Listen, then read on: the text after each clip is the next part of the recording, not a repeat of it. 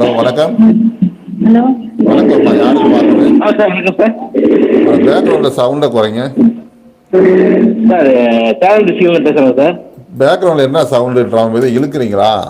புரியல, குழந்தை விளாண்டுருக்கேன். Salem district sir. அப்படி சொல்லுங்க. பெஞ்சாதவங்க அதை தான் பேர்.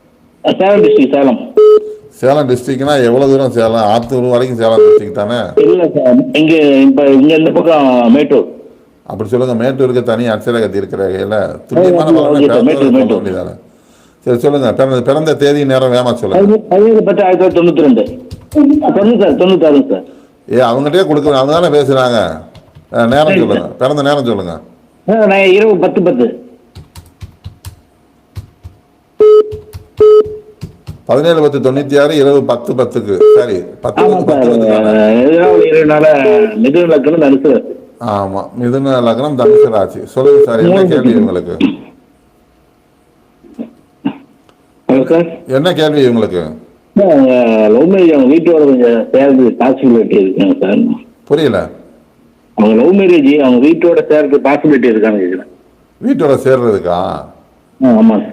வீட்டோட சேர்றதுக்குன்னா கஷ்டம் சார். ஏன்னா 2ல் செவ்வாய் நீசங்க, 2ஆம் குடும்பஸ்தானங்க. நீசமா இருக்காரு. நீசம் பங்கமாகிறது அப்புறம் பார்த்துக்கலாம். நீசத்துக்குரிய வேலையை செய்யும் சரியா எப்பவுமே. அப்போ என்ன ஆகும்னா, அப்போ பிறந்த வீட்டு வழியே பிரச்சனைனா அப்போ கல்யாணம் பண்ணி வந்த இடத்துல நல்லா இருப்பாங்கன்னு அர்த்தம். புரியுதா? அது மாதிரி பண்ணிக்கோங்க. அதை ஒன்றும் கவலைப்பட வேண்டாம். இவங்க என்ன செய்கிறாங்க அப்படின்னா, ஸ்ரீரங்கம் வேணா ஒரு வெள்ளிக்கிழமை அதிகாலை விஸ்வரூப தரிசனம் பண்ணிட்டு வரும். அதாவது என்னன்னா, இவங்க போன ஜென்மத்துல ஆண் சாபம் வாங்கி பிறந்திருக்காங்க. ஆணா இருந்தா கன்னி பெண் சாபம், பெண்ணா இருந்தா ஆண் சாபம் வாங்கி பிறந்திருக்கிறாங்க. அதனால இந்த ஜென்மத்துல திருமணம் சார்ந்த விஷயங்கள்ல ஒரு மன கஷ்டம் இருக்கும் அப்படிங்கிற அமைப்பு. அப்ப கடைசி வரைக்கும் கணவன் தானே வேணும். அப்ப அவரு கூட இருக்கிறதுனா பரவாயில்ல, வீட்டை பார்த்து அவங்களாம் வந்தா வராங்க, இல்லாட்டி விட்டுருங்க.